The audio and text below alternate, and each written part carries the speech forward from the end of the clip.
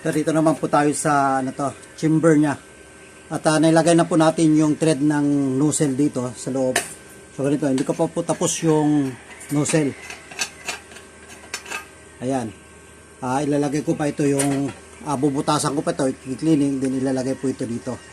So ayan. So mamaya, pagkatapos ko nito, sasabihin ko lang sa inyo kung ano po yung mga size ng ating yung haba ng ating nozzle burner. At ito, hihinangin pa po natin ito. So ayan. Bali, nandyan na po yung thread niya ng ating nozzle burner. So ito, pinantay ko po. Ayan, nilagay dito at saka pinantay dito. At isinintro po yun. Ang paglalagay po niyan, sisilipin nyo po dito. Titignan nyo kung nakasintro na itong nozzle na, itong temporary na to.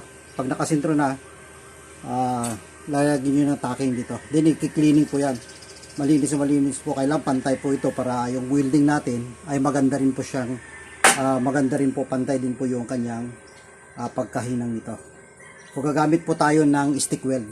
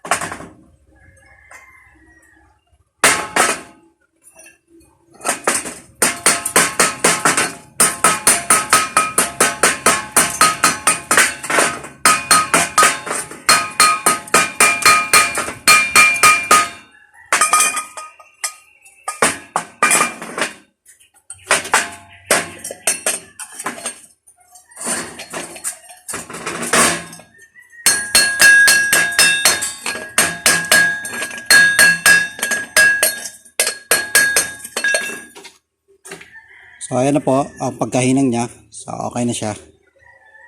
So ngayon ilalagay na natin yung elbow dito sa ilalim.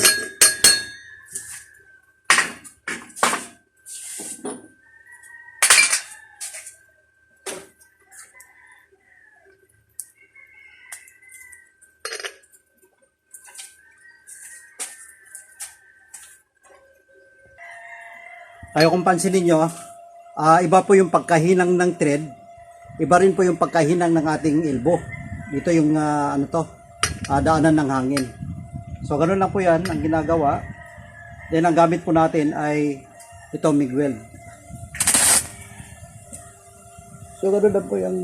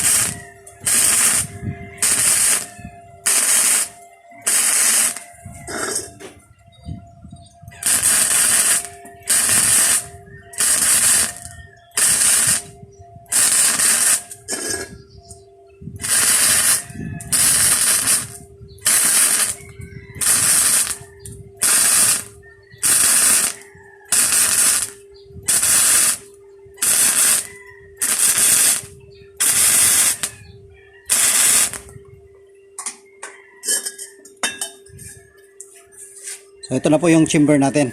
Ayan. So ang gagawin na naman natin ulit ay yung pagbubutas ng kanyang nozzle.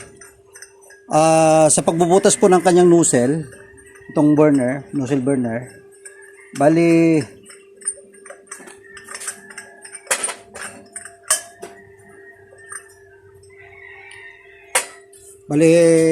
bubutasan ko muna, lilinisan ko ito, lilinisan ko din bago ko ilalagay itong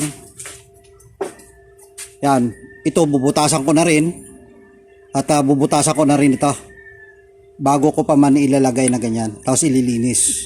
So ganun po. At ang sukat nga pala nito, itong ating yung nozzle burner natin ay nasa 75 lang po to. Pag ilalagay na ito, pag ilalagay na itong kanyang cap sa taas, bali 75 lang po ang kuan nito. Ayan, 75 mm. Yung kuan natin, chamber natin ay nasa 9 cm. So 7.5 po ito. Dati po kasi yung chamber ko ay nasa 10 cm, kaya nasa 8.5 cm yung ating burner. Ngayon bumaba na po ito kasi bumaba na rin po yung chamber natin. So ito po yung tamang kanyang sukat. Ano po? So nasubukan ko na rin yung pag ipababa natin na ito, okay pa rin. Kaya lang yung pressure niya, hihina po yung pressure. Samantalang kung yung gusto natin na mas mahina pa yung apoy, kahit na lakasan natin yung blower, pwede po nating ibaba ito. Yung iba po hindi na binubutasan sa top.